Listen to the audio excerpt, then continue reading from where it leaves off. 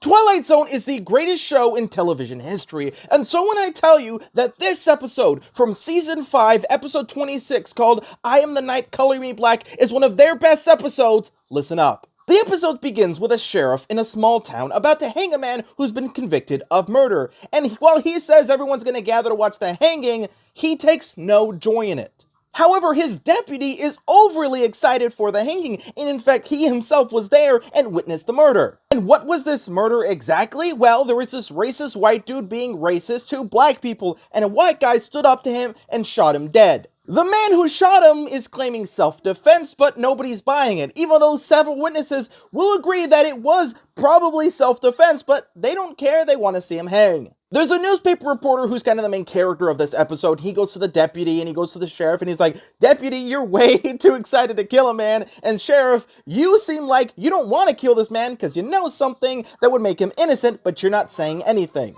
And there is no man in this episode without sin. The newspaper reporter is even saying that he wouldn't be putting this much effort into this if he didn't think this would make a good story. So he's doing a good thing, but not really for a good reason. Now, everyone in this episode is white, except for one character, the pastor. And the black pastor goes to the guy and he's like, "Hey, from my community to you, thank you. That guy was killing a lot of innocent black people, so thank you for getting him off this earth. However, as a pastor, I gotta say, not really happy with what you did, but hey, if it was self-defense, it's all cool." And that's when the guy who shot the guy is like, "Well, wasn't really self-defense. Like, yeah, we got into a scuffle, but like, would I take it back? Would I go back and change things? No, I wanted to kill that guy. He was a piece of shit."